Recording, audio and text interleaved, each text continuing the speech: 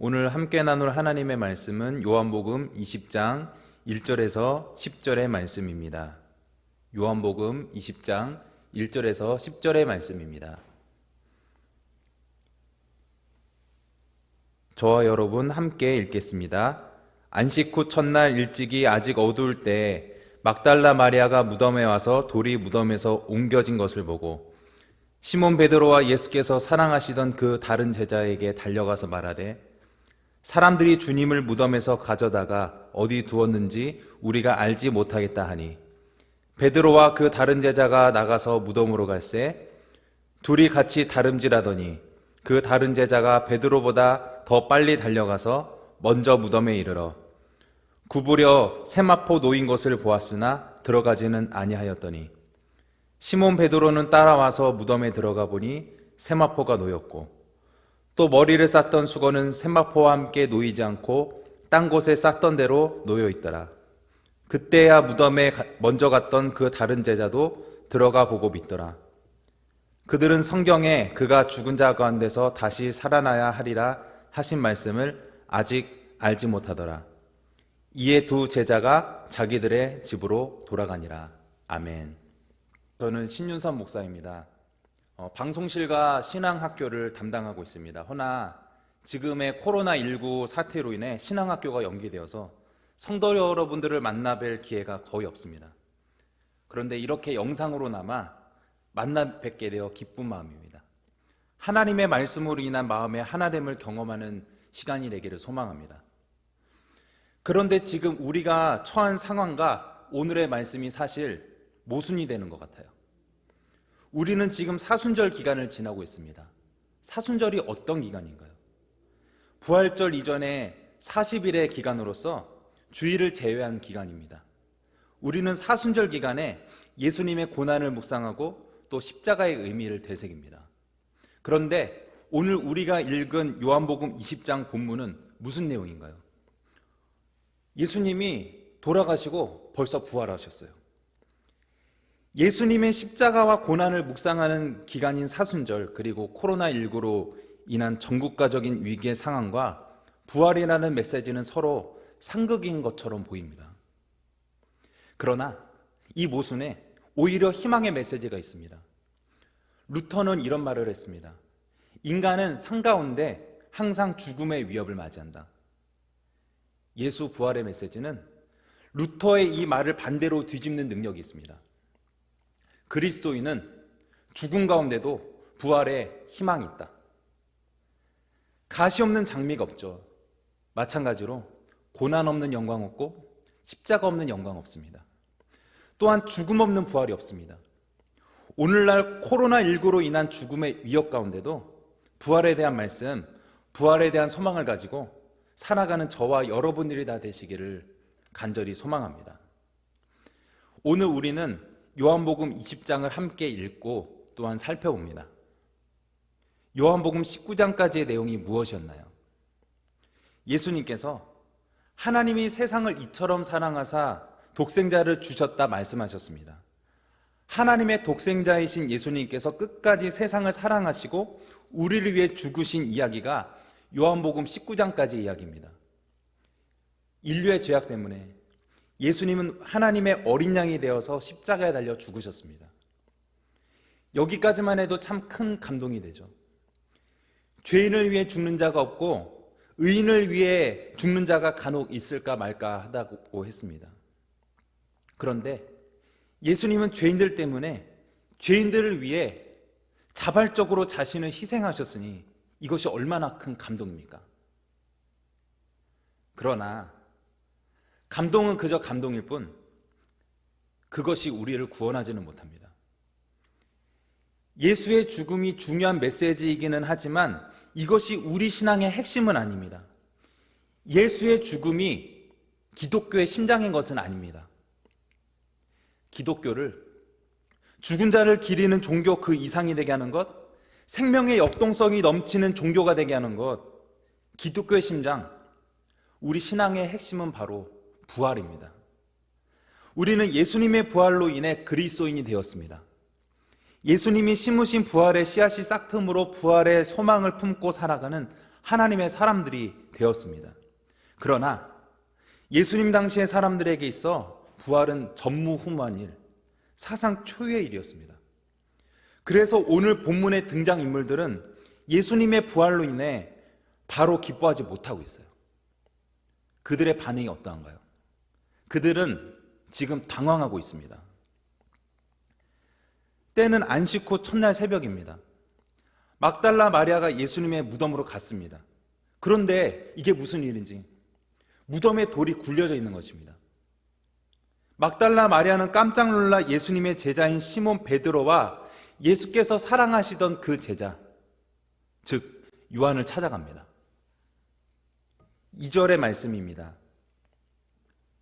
시몬 베드로와 예수께서 사랑하시던 그 다른 제자에게 달려가서 말하되 사람들이 주님을 무덤에서 가져다가 어디 두었는지 우리가 알지 못하겠다 하니, 막달라 마리아가 베드로와 요한에게 뭐라고 하나요? 사람들이 우리 주님을 무덤에서 가져가다 어디 뒀는지 모르겠답니다. 누가 시체를 도둑질해 갔냐는 거죠. 막달라 마리아는 이 사건이 부활인지 알지 못합니다. 베드로와 요한은 막달라 마리아의 말을 듣고 깜짝 놀라 예수님의 무덤으로 급하게 달려갑니다. 그들은 돌이 굴려져 있는 것, 그리고 예수님을 감싸고 있던 세마포만 남고 예수님의 시체가 없어진 것을 발견합니다. 예수님이 계시던 빈 무덤을 발견합니다. 오늘 본문 8절의 말씀입니다. 그때야 무덤에 먼저 갔던 그 다른 제자도 들어가 보고 믿더라. 이들이 무엇을 믿게 되었다는 거죠? 무엇을 믿었는지 성경에 정확히 나와 있지 않아서 우리는 이 본문에 대해서 추정해 볼 뿐입니다. 저는 공관복음서와 대조해 보고 또 전체 문맥을 보고 이렇게 추정합니다. 처음에는 예수님의 시체가 없어졌다는 막달라 마리아의 말을 믿지 못했지만 이제는 그 말이, 시체가 없어졌다는 그 말이 사실이라는 것을 믿게 되었다고 말이죠. 예수님이 계시던 이곳이 빈무덤이 되었다는 그 사실을 확인하게 되었다는 말씀입니다. 9절에서 부연 설명을 하고 있습니다. 그들은 성경에 그가 죽은 자 가운데서 다시 살아나야 하리라 하신 말씀을 아직 알지 못하더라. 베드로와 요한도 예수님의 부활을 그때는 아직 알지 못했고 아직 온전히 믿지 못했다는 말씀입니다. 오늘의 본문은 막달라 마리아, 베드로, 요한이 예수님이 계시던 빈무덤만을 목격했다는 그 사실만을 서술하고 있습니다. 아직 그들은 예수님의 부활을 제대로 알고 제대로 믿지 못했던 것입니다. 그렇다면 왜 그들은 빈무덤을 보고도 예수님의 부활을 아직 제대로 믿지 못했을까요? 앞에서 말씀드린 바와 같이 부활은 사상 유례가 없는 일이었기 때문이죠. 우리는 기록된 말씀을 통해 부활의 확실성을 알지만 그 당시 부활 신앙은 굉장히 미약했습니다. 부활에 대한 확실한 문서가 없었죠. 예수님은 사실 십자가에 달려 돌아가시기 전에 그의 공생애 동안 십자가의 죽음과 부활에 대해서 꾸준히 말씀하셨습니다. 나중에는 직설적으로 내가 죽고 사흘 만에 다시 살아날 거야 분명히 말씀하셨죠. 마르다와 마리아의 오빠인 나사로가 죽었다 살아나는 기적도 제자들이 직접 목격하였습니다. 완전히 죽어 시체 썩은 냄새가 났던 사람, 죽은 지 사흘도 아닌 나흘, 4일이나 지난 사람이 다시 살아나는 것을 그들의 눈으로 직접 목격했습니다. 또한 예수님은 죽은 나사로가 다시 살아나는 기적 이후에 이러한 비유의 말씀을 제자들에게 들려주셨습니다. 요한복음 12장 24절의 말씀입니다. 내가 진실로 진실로 너희에게 이르노니 한 알의 밀이 땅에 떨어져 죽지 아니하면 한 알 그대로 있고 죽으면 많은 열매를 맺느니라. 한 알의 밀이 땅에 떨어진다는 것은 죽는다는 것을 의미하죠. 한 알의 씨앗이 썩어지고 죽어져야 새로운 생명의 싹을 틔운다는 말씀입니다. 이것은 정확히 부활에 대한 비유이죠. 이런 예수님의 주옥 같은 말씀을 듣고 죽은 나사로가 다시 살아나는 기적을 보고도 제자들은 그 뜻을 알지 못했습니다. 부활이 뭔지를 몰랐습니다. 왜요? 사상 유례가 없었던 일이기 때문이죠. 그들의 관념으로는, 그들의 이성으로는 차마 상상할 수 없는 일이 바로 부활이었기 때문입니다. 그렇다면 제자들이 어떻게 그 후에 예수님의 부활을 온전히 믿게 되었고, 지금 우리는 어떻게 부활을 믿게 되었나요? 성경 전체를 볼 때 예수 부활의 정확한 증거로 크게 두 가지가 있습니다. 그것이 무엇일까요? 그것은 바로 첫째, 빈무덤, 둘째, 부활 이후 예수님의 나타남입니다. 오늘은 이 두 가지 중 첫 번째 빈무덤에 대해서만 이야기하려고 합니다. 두 번째 증거인 부활 이후 예수님의 나타남에 대해서는 오늘 이후의 본문에서도 나올 것이기 때문에 굳이 자세히 말씀드리지 않겠습니다. 예수 부활 논쟁이라는 책이 있습니다. 이 책은 과연 두 가지의 증거가 다 있어야만 예수님의 부활을 믿을 수 있는가? 우리의 부활 신앙의 참된 의미는 무엇인가? 이런 주제로 학술적 토론을 펼쳐나가는 책입니다. 이 책을 성도 여러분들께서 굳이 알 필요는 없지만 예수 부활의 증거 두 가지, 빈무덤과 부활 이후 예수님의 나타남, 이것은 꼭 기억하셨으면 좋겠습니다. 오늘 우리가 읽은 요한복음 20장의 등장인물 막달라 마리아, 베드로, 요한은 빈무덤을 목격하였죠. 그런데 그들 외에 다른 제자들은 예수님의 빈무덤을 목격하지 못했어요. 단지 오늘의 등장인물 3인을 통해서 그렇다더라 라고 듣기만 했죠. 소위 말하는 카더라 통신만이 오늘 본문에 등장하지 않는 제자들이 아는 빈무덤에 대한 모든 것이었죠. 우리는 도마에 대해서 의심 많은 도마라고 알고 있습니다. 그런데 이 말을 도마가 들으면 억울할 만해요. 그는 빈무덤도 못 봤고 예수님이 부활 이후 첫 번째로 제자들에게 나타나셨을 때 도마는 그 자리에 없었습니다.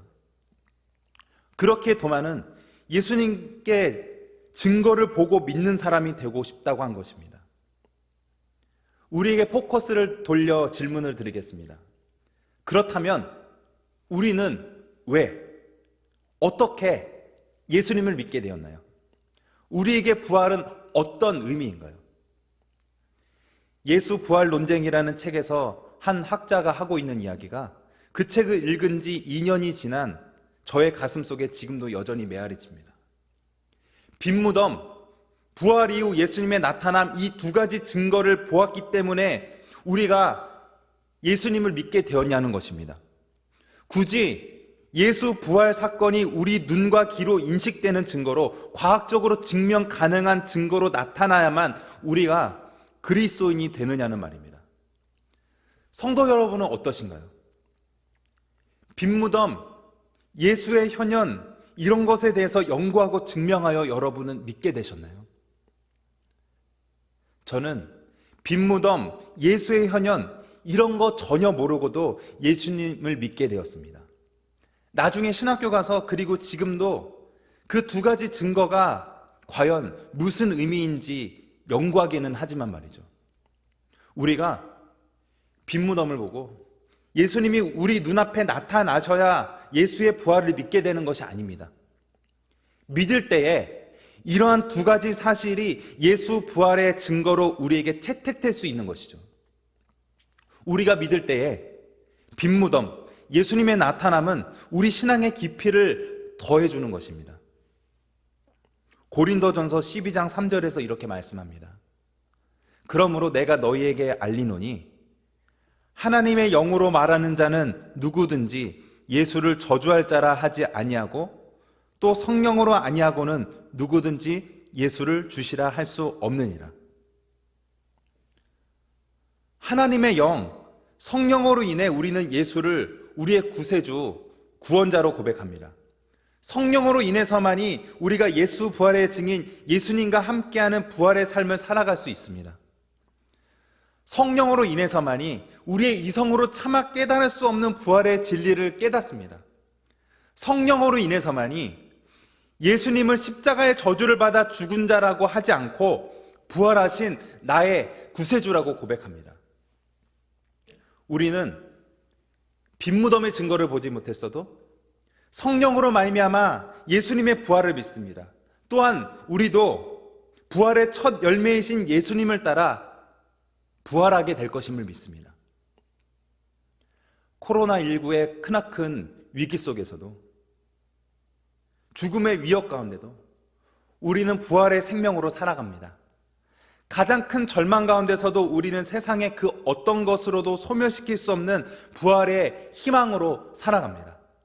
부디 성령으로 말미암아 부활의 감격, 부활의 기쁨, 부활에 넘치는 생명력으로 살아가는 저와 성도 여러분들이 다 되시기를 간절히 소망합니다.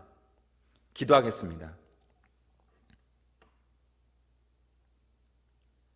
하나님 감사합니다.